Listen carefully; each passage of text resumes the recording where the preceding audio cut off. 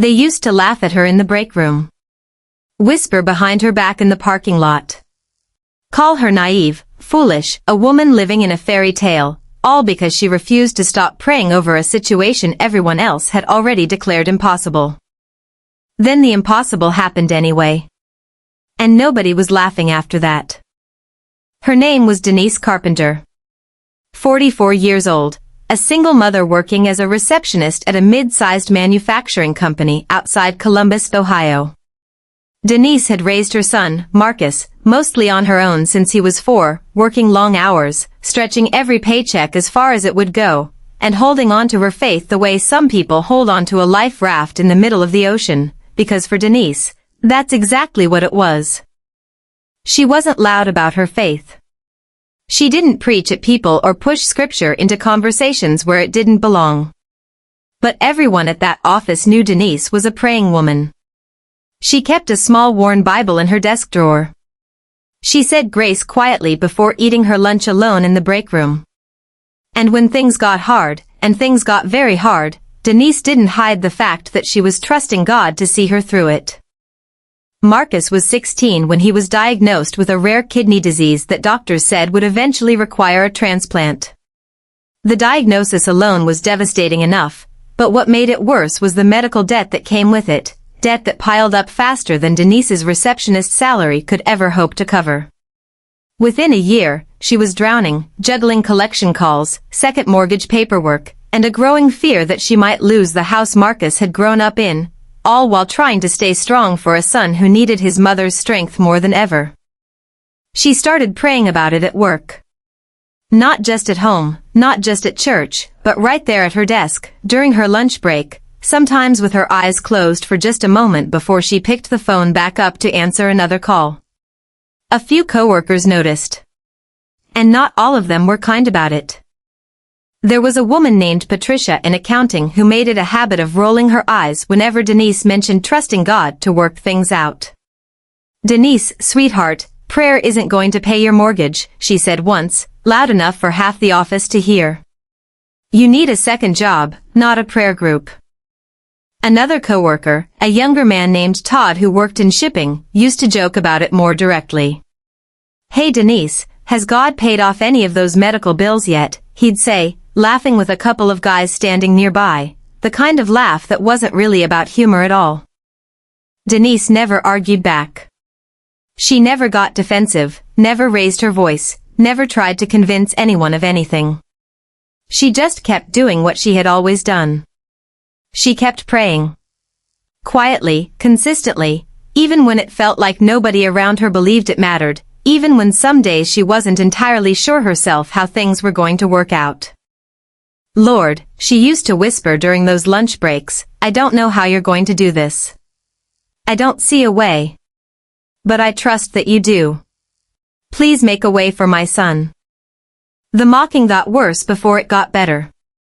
Word spread around the office about Denise's financial troubles, the way things tend to spread in a workplace, and some people were kind about it, bringing her coffee, asking how Marcus was doing. But others weren't. Patricia started a habit of asking Denise, almost weekly, with a smirk, whether her prayers had worked yet. A small group in the break room began treating Denise's faith less like something to respect and more like something to quietly ridicule, the woman who thought wishing on God was going to fix her problems. Denise cried in her car more than once after those conversations, sitting in the parking lot before driving home, wondering if maybe they were right. If maybe she really was foolish for holding on to hope this tightly in a situation that looked more hopeless by the month. But every time that doubt crept in, she thought about Marcus, sitting at home doing his homework despite feeling sick most days, still hopeful, still trusting his mother would figure it out the way she always had. And every time, Denise found herself back on her knees that night, praying the same stubborn prayer. "I don't care what they think, Lord. I know you hear me. Please make a way." The way came from a place nobody expected. It started with a phone call from a hospital billing coordinator named Rosa Delgado, a woman Denise had spoken with several times over the months while trying to negotiate Marcus's medical bills. Rosa had noticed something in Denise's file during a routine review, a specific charitable assistance program connected to the hospital's transplant department that Denise had never been told about, one that covered a significant portion of ongoing treatment costs for patients under 18 from qualifying households. Mrs. Carpenter, Rosa said carefully over the phone, "I don't usually see cases fall through the cracks like this, but yours did. I think there's been a serious oversight on our end, and I want to make this right." Within weeks, a substantial portion of Marcus's mounting medical debt was forgiven through the program Rosa had discovered, a program Denise hadn't even known existed, buried in paperwork that had somehow never been presented to her despite months of conversations with the billing department. That alone felt like an answered prayer. But it wasn't the only one. Around the same time, Marcus's medical team informed Denise that a kidney donor match had unexpectedly become available through the transplant registry, months earlier than doctors had originally projected given how rare his specific match requirements were. The surgery, performed just weeks later, was a complete success. Marcus's recovery, according to his doctors, progressed faster and more smoothly than they typically saw in similar cases. Denise sat in that hospital waiting room the day of Marcus's surgery, and when the doctor finally came out to tell her everything had gone well, she didn't cry quietly the way she had in her car all those months. She sank to the floor of that waiting room and sobbed out loud, right there in front of strangers, saying thank you, thank you, thank you over and over, not caring who heard her. Word got back to the office quickly, the way things always did. Marcus was healthy. The debt that had been crushing Denise for over a year had been resolved almost entirely. And the timing of it all, a forgotten assistance program surfacing right when it did, a donor match appearing months ahead of schedule, felt to Denise like more than coincidence. It felt like an answer she had been praying for the whole time, arriving exactly when she needed it most. The office reaction was mixed at first. Some coworkers were genuinely thrilled for her, gathering around her desk with cards and hugs. But it was Patricia's reaction that Denise remembers most clearly. Patricia came by her desk quietly one afternoon, without the usual smirk, and simply said, "Denise, I owe you an apology. I said some things I shouldn't have said. I don't fully understand what happened with Marcus, but I know it wasn't just luck. I'm sorry for how I treated you." Denise, without hesitation, stood up and hugged her. "You don't have to understand it, Patricia. I didn't always understand it either. I just kept praying because it was the only thing I had left to hold on to. I'm just glad you're here to see how it turned out."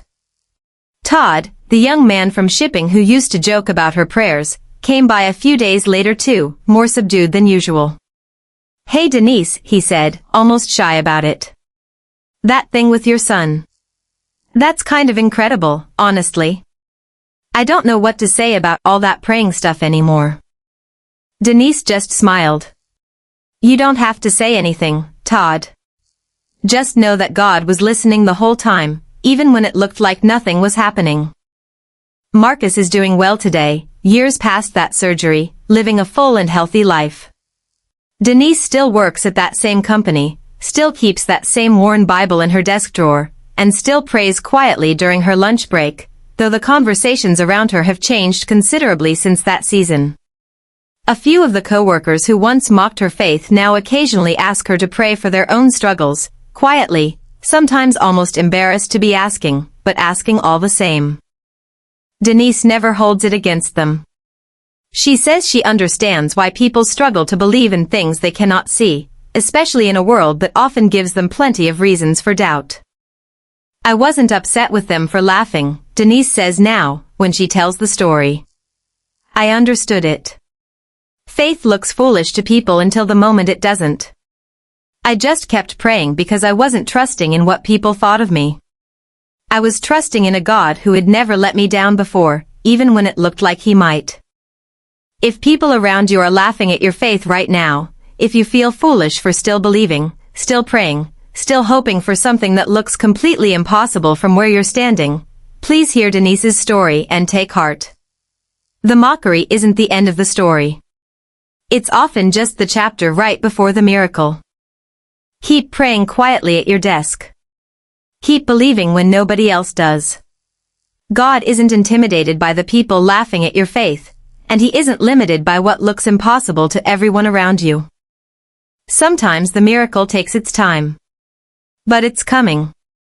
And when it arrives, the same voices that used to mock your faith just might be the ones asking you to pray for them next.